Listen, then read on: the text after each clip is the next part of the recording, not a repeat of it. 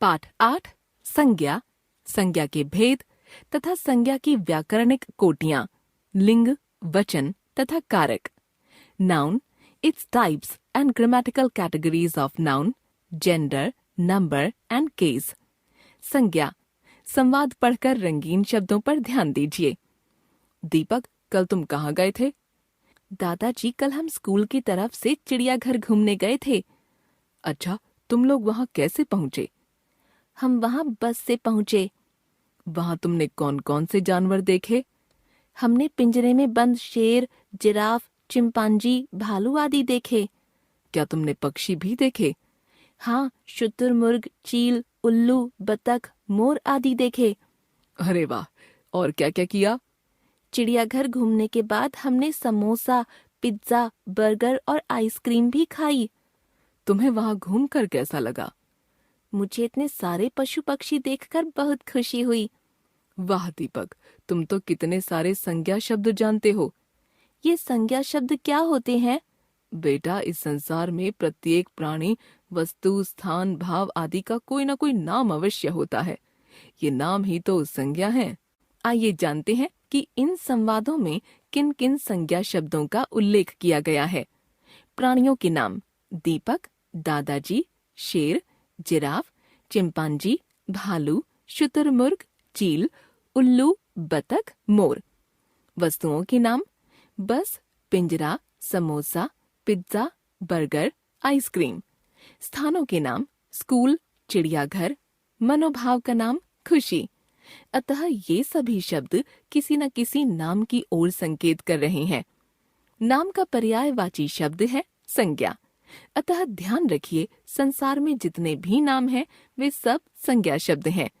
संज्ञा की परिभाषा: किसी प्राणी, वस्तु, स्थान, गुण, भाव आदि के नाम का परिचय कराने वाले शब्दों को संज्ञा शब्द कहते हैं। संज्ञा के भेद: संज्ञा के भेद इस प्रकार किए जाते हैं। संज्ञा: 1 व्यक्तिवाचक संज्ञा, 2 जातिवाचक संज्ञा, 3 भाववाचक संज्ञा। व्यक्तिवाचक संज्ञा: जो संज्ञा शब्द किसी विशेष व्यक्ति, प्राणी, वस्तु या स्थान का बोध कराते हैं, व्यक्तिवाचक संज्ञा कहलाते हैं। उदाहरण के लिए, व्यक्तियों के नाम: सुभाष चंद्र बोस, नरेंद्र मोदी, सलमान खान, राम, रहीम, अमिताभ बच्चन आदि। वस्तुओं के नाम: महाभारत, रामचरितमानस। पुस्तकों या ग्रंथों के नाम: गांडीव, अर्जुन के धनुष का नाम, सुदर्शन चक्र, विष्णु के चक्र का नाम, ताजमहल, इमारत का नाम आदि।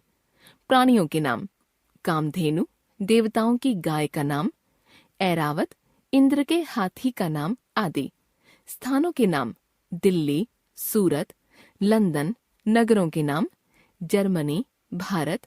देशों के नाम: यूरोप, अमेरिका, महाद्वीपों के नाम आदि। जातिवाचक संज्ञा: प्रत्येक व्यक्ति किसी न किसी जाति का सदस्य होता है। जैसे राम, सुरेश, अमित, मीरा आदि मनुष्य हैं। कामधेनु या ऐरावत प्राणी या जानवर हैं। ताजमहल, कुतुब मीनार इमारतें हैं। गांडीव धनुष है। गंगा, यमुना नदियां हैं। इस तरह मनुष्य, जानवर, इमारतें, नदियां, धनुष, कुर्सी, मेज, रेडियो, टीवी आदि शब्द जातिवाचक संज्ञा के उदाहरण हैं। अतः जो संज्ञा शब्द किसी जाति, समूह, पदार्थ आदि का बोध कराते हैं, जातिवाचक संज्ञा कहलाते हैं। जातिवाचक संज्ञा शब्दों के 2 उपभेद किए जाते हैं।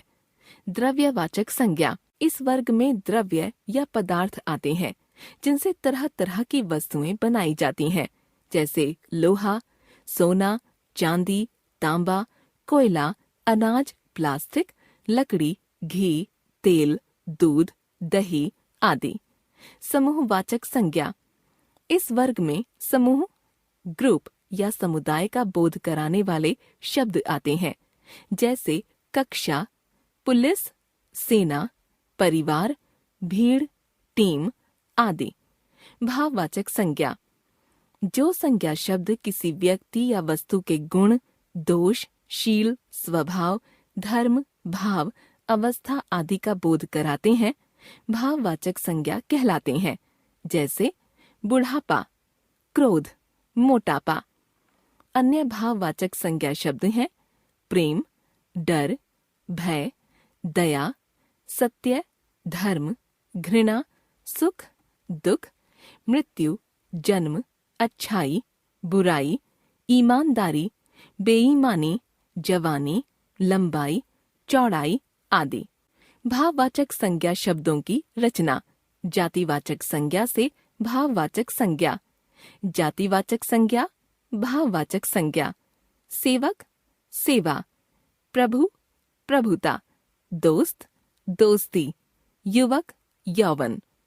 सर्वनाम से भाववाचक संज्ञा, सर्वनाम, भाववाचक संज्ञा। मम, ममता, अपना, अपनत्व या अपनापन। अहम, अहंकार, निज, निजता या निजत्व। विशेषण से भाववाचक संज्ञा, विशेषण, भाववाचक संज्ञा। सफेद, सफेदी, गरम, गर्मी। मीठा, मिठास, खट्टा, खटास।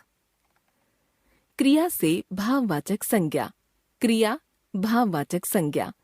मिलना, मिलावट, हंसना, हंसी, पढ़ना, पढ़ाई, जीतना, जीत। संज्ञा की व्याकरणिक कोटियां, लिंग, वचन तथा कारक। लिंग, जेंडर। लिंग शब्द अंग्रेजी के जेंडर शब्द के लिए प्रयुक्त होता है। लिंग शब्द का सामान्य अर्थ है चिन्ह या पहचान का साधन। संज्ञा के जिस रूप से यह पहचान हो या पता चले कि वह संज्ञा शब्द पुरुष वर्ग का है अथवा स्त्री वर्ग का, व्याकरण में उस रूप को लिंग कहते हैं। लिंग के प्रकार। संस्कृत में 3 लिंग थे, जबकि हिंदी में 2 ही लिंग हैं, पुल्लिंग तथा स्त्रीलिंग। पुल्लिंग संज्ञा के जिस रूप से यह पता चले कि वह संज्ञा शब्द पुरुष वर्ग का है, उसे पुल्लिंग कहते हैं। जैसे मोर, आदमी, शेर आदि। स्त्रीलिंग संज्ञा शब्द के जिस रूप से यह पता चले कि वह संज्ञा शब्द स्त्री वर्ग का है, उसे स्त्रीलिंग कहते हैं। जैसे मोरनी, औरत, शेरनी आदि। इसका अर्थ है कि प्रत्येक संज्ञा शब्द या तो पुल्लिंग होगा या स्त्रीलिंग। जैसे पुल्लिंग, स्त्रीलिंग, लड़का, लड़की, घोड़ा, घोड़ी, चूहा, चूहिया, दरवाजा, खिड़की। संज्ञा शब्दों का लिंग निर्धारण। जीवित प्राणियों की तुलना में निर्जीव वस्तुओं के लिंग को पहचानना कठिन होता है। अन्य शब्दों की ही तरह निर्जीव वस्तुओं के लिंग भी मातृभाषा भाषियों द्वारा तय कर दिए जाते हैं और उन्हें प्रयोग से ही सीखा जा सकता है। जैसे हिंदी में दरवाजा, कमरा, पंखा, ताला, आलू, सेब आदि अप्राणीवाचक शब्द पुल्लिंग हैं, तो माला, कुर्सी, मेज, दवात, चम्मच आदि शब्द स्त्रीलिंग। हिंदी में बहुत से संज्ञा शब्दों के लिंग का निर्धारण प्रायः उनके सेक्स के आधार पर किया जाता है। जैसे देव, देवी, बूढ़ा, बुढ़िया, दादा, दादी, मामा, मामी आदि। पर ऐसे अनेक प्राणी हैं जिनमें सेक्स के आधार पर अंतर करना संभव नहीं होता। जैसे कौवा, कोयल, मक्खी, लोमड़ी आदि। ऐसे शब्दों में प्रायः नर या मादा शब्द जोड़कर अंतर किया जाता है। जैसे नर कोयल, मादा कोयल, नर कौवा, मादा कौवा आदि। कुछ संज्ञा शब्द ऐसे भी होते हैं जिनका प्रयोग दोनों लिंगों में होता है। जैसे मंत्री, डॉक्टर, राष्ट्रपति, प्रधानमंत्री, कैशियर, मैनेजर आदि। ऐसे शब्दों को उभयलिंगी कहा जाता है। इस तरह के शब्दों को भी वाक्य प्रयोग के आधार पर अभ्यास करें। जैसे पुल्लिंग, स्त्रीलिंग। मंत्री जी विदेश यात्रा पर जाएंगे, मंत्री जी विदेश यात्रा पर जाएंगी। डॉक्टर मरीज को देखने गए हैं, डॉक्टर मरीज को देखने गई हैं। ध्यान रखिए, लिंग संज्ञा का गुण है। प्रत्येक संज्ञा शब्द या तो पुल्लिंग होगा या स्त्रीलिंग। हिंदी में लिंग के नियम स्पष्ट नहीं है, अतः विद्यार्थी जब भी कोई नया संज्ञा शब्द सीखें, उसके साथ ही उस शब्द का लिंग अध्यापक से अवश्य पूछ लें और उसे अच्छी तरह रट लें। यह कार्य विशेष रूप से हिंदीतर प्रदेशों के बच्चों के लिए बहुत आवश्यक है। लिंग परिवर्तन। हिंदी में पुल्लिंग शब्दों को मूल शब्द माना जाता है और उनमें प्रत्यय जोड़कर स्त्रीलिंग शब्द बनाए जाते हैं। पुल्लिंग से स्त्रीलिंग बनाने के कुछ नियम इस प्रकार हैं। ई प्रत्यय जोड़कर पुल्लिंग स्त्रीलिंग। चाचा चाची, मुर्गा मुर्गी। इया प्रत्यय जोड़कर पुल्लिंग स्त्रीलिंग। बूढ़ा बुढ़िया, चूहा चूहिया, गुड्डा गुड़िया, कुत्ता कुतिया। आनी या आणी प्रत्यय जोड़कर पुल्लिंग स्त्रीलिंग। नौकर नौकरानी, देवर देवरानी, क्षत्रिय क्षत्राणी, इंद्र इंद्राणी। आइन प्रत्यय जोड़कर पुल्लिंग स्त्रीलिंग। पंडित पंडिताइन, ठाकुर ठकुराइन, लाला ललाइन, हलवाई हलवाइन। नी प्रत्यय जोड़कर पुल्लिंग स्त्रीलिंग। जाट जाटनी, मोर मोरनी, सिंह सिंहनी, ऊंट ऊंटनी। इन प्रत्यय जोड़कर पुल्लिंग स्त्रीलिंग। ग्वाला ग्वालिन, धोबी धोबिन, माली मालिन, तेली तेलिन। इन्हीं प्रत्यय जोड़कर पुल्लिंग स्त्रीलिंग। तपस्वी तपस्विनी, हंस हंसिनी, आज्ञाकारी आज्ञाकारिणी, अभिमानी अभिमानिनी। इका प्रत्यय जोड़कर पुल्लिंग स्त्रीलिंग। सेवक सेविका, लेखक लेखिका, अध्यापक अध्यापिका, संयोजक संयोजिका। वती या मति प्रत्यय जोड़कर पुल्लिंग स्त्रीलिंग। बुद्धिमान बुद्धिमती, पुत्रवान पुत्रवती, शक्तिमान शक्तिमती, गुणवान गुणवती। आ प्रत्यय जोड़कर पुल्लिंग स्त्रीलिंग। वृद्ध वृद्धा, शिष्य शिष्या, सदस्य सदस्या, आचार्य आचार्या। मूल पुल्लिंग या मूल स्त्रीलिंग शब्दों में नर या मादा शब्द जोड़कर मूल पुल्लिंग स्त्रीलिंग। मूल स्त्रीलिंग पुल्लिंग। खरगोश मादा खरगोश, छिपकली नर छिपकली। मूल स्त्रीलिंग शब्दों में कोई प्रत्यय जोड़कर पुल्लिंग शब्द। मूल पुल्लिंग स्त्रीलिंग। मूल स्त्रीलिंग पुल्लिंग। मौसा मौसी, ननद नंदोई या ननदोई। भिन्न रूप वाले स्त्रीलिंग शब्द पुल्लिंग स्त्रीलिंग। राजा रानी, वर वधू, फूफा बुआ, युवक युवती। कुछ ऐसे संज्ञा शब्द भी हैं जिनका प्रयोग दोनों लिंगों में होता है, जैसे डॉक्टर, इंजीनियर, खिलाड़ी, राष्ट्रपति, प्रधानमंत्री आदि। ध्यान रखिए, हिंदी में कुछ संज्ञा शब्द ऐसे भी हैं जो सदैव पुल्लिंग या स्त्रीलिंग में ही रहते हैं, जैसे स्त्रीलिंग कोयल, मछली, मक्खी, छिपकली, मैना। पुल्लिंग भालू, तोता, मगरमच्छ, खरगोश, मच्छर, गैंडा, पक्षी आदि। ऐसे शब्दों में नर या मादा शब्द जोड़कर लिंग बदला जाता है। वचन नंबर। वचन शब्द अंग्रेजी के नंबर के लिए प्रयुक्त होता है।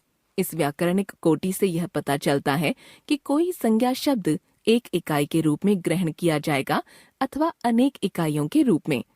संज्ञा के जिस रूप से यह पता चलता है कि उसकी संज्ञा या सर्वनाम की संख्या एक है अथवा अनेक, व्याकरण में वह रूप वचन कहलाता है। वचन के प्रकार। हिंदी में संज्ञा शब्द दो वचनों में पाए जाते हैं। एक वचन, जहाँ किसी संज्ञा शब्द से एक वस्तु या एक व्यक्ति का बोध होता है, वहाँ वह शब्द एक वचन में होता है, जैसे मेज, किताब, माला, केला, संतरा, पुस्तक आदि।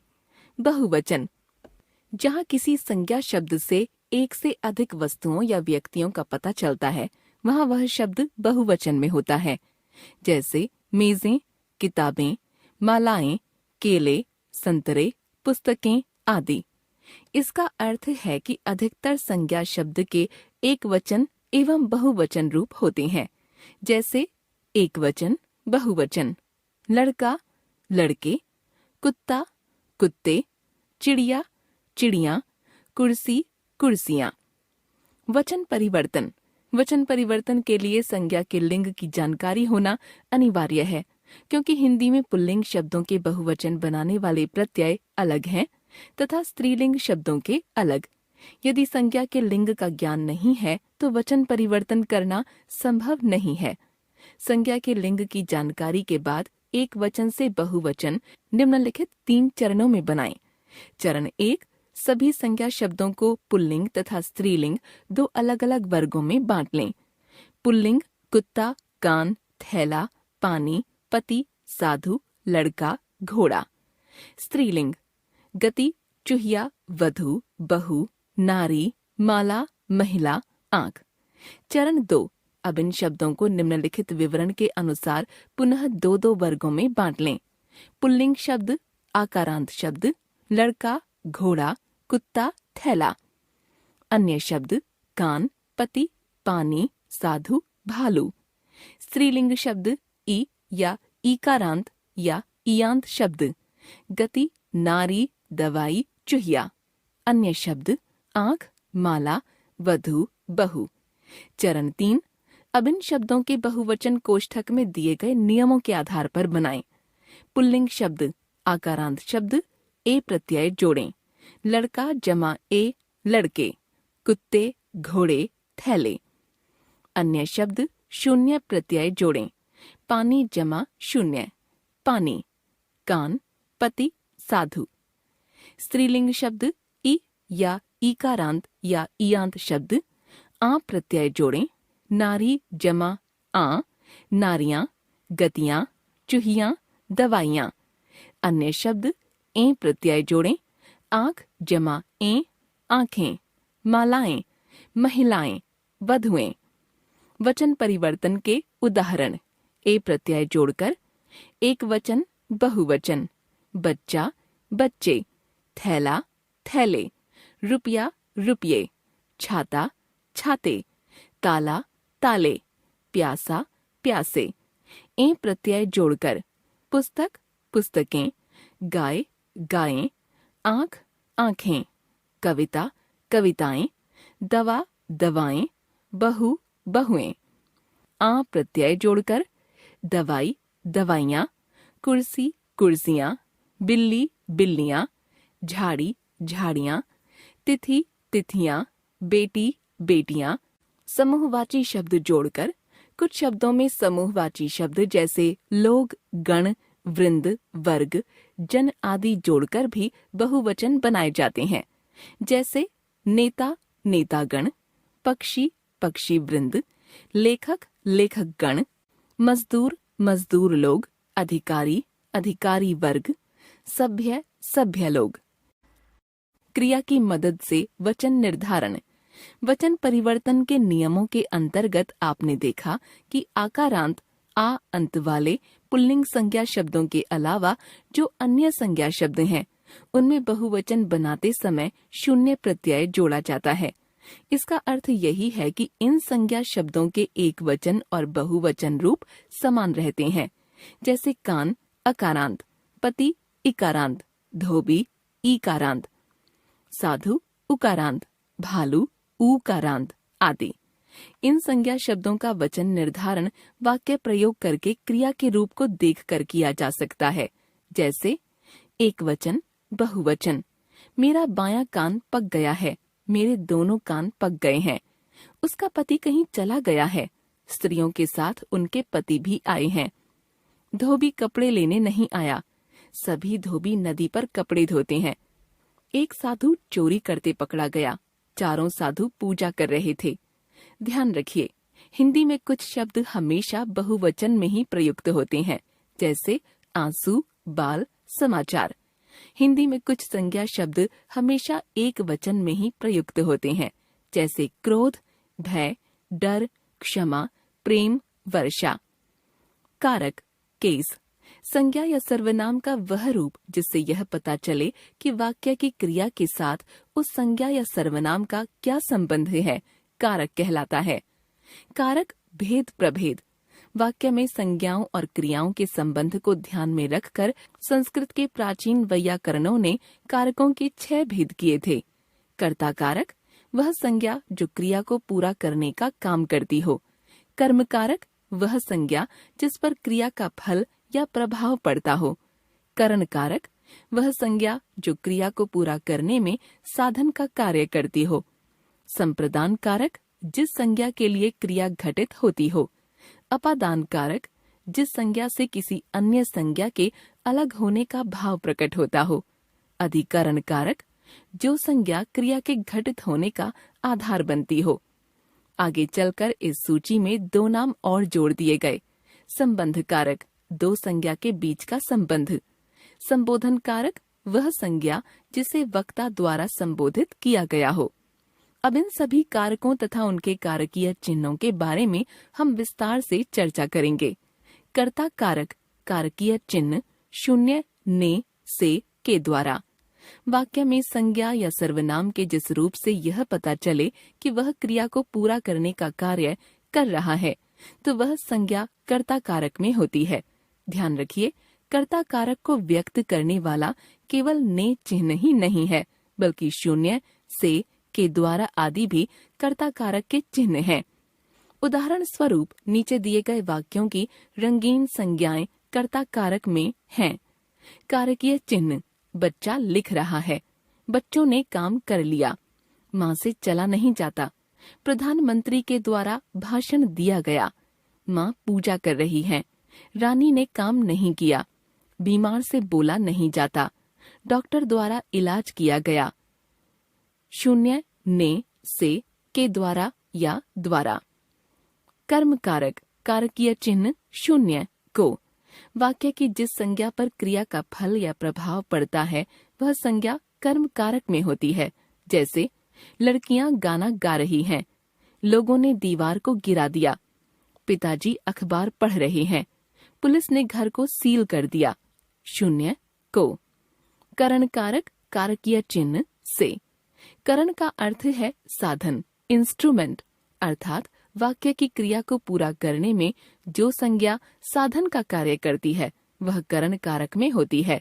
जैसे बच्चे ने चम्मच से दूध पिया, उसने साबुन से कपड़े धोए, उसने चाकू से फल काटे, मैंने पेंसिल से चित्र बनाया। से। संप्रदान कारक कारकीय चिन्ह के लिए, को।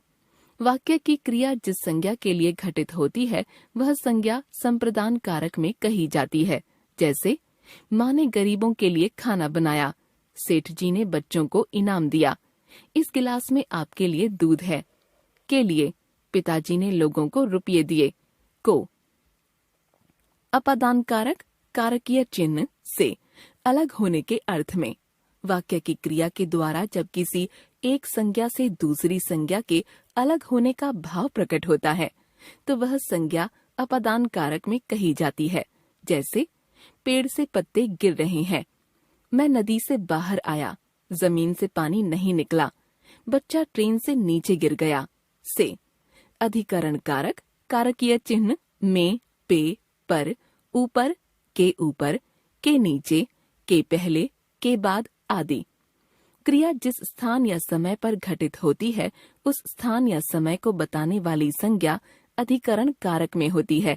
जैसे बच्चा छत पर बैठा है, वाक्य में छत संज्ञा बच्चे के बैठने का आधार बनी है, अतः यहाँ संज्ञा छत अधिकरण कारक में है तथा क्रिया के साथ उसके इस संबंध को बताने वाला कारकीय चिन्ह है पर। अन्य उदाहरण, बच्चे छत पर खेल रहे हैं, वह घर पर नहीं है, पर। माँ रसोई में है, हम जून में शिमला जाएंगे, में। वह मेज के ऊपर खड़ा है, बिल्ली पलंग के नीचे है, के ऊपर, के नीचे। संबंध कारक कारकीय चिन्ह का, के, की, रा, रे, री। जहाँ किसी संज्ञा या सर्वनाम का किसी दूसरे संज्ञा या सर्वनाम के साथ संबंध दिखाया जाता है वहाँ वे संज्ञा या सर्वनाम संबंध कारक में होते हैं। जैसे सुजीत का बेटा बीमार है। इस वाक्य में सुजीत तथा बेटा दोनों संज्ञाओं के बीच के संबंध को का परसर्ग से दिखाया गया है। यहाँ संज्ञा सुजीत दूसरी संज्ञा बेटा के साथ संबंध कारक में है। अन्य उदाहरण, यह बच्चों का कमरा है, उसने सोने की चेन खरीदी, का, के, की। तुम्हारे घर में कौन कौन है? मेरी बहन लंदन से आई है। रा, रे, री। संबोधन कारक, कारकीय चिन्ह हे, रे, अरे, ओ आदि।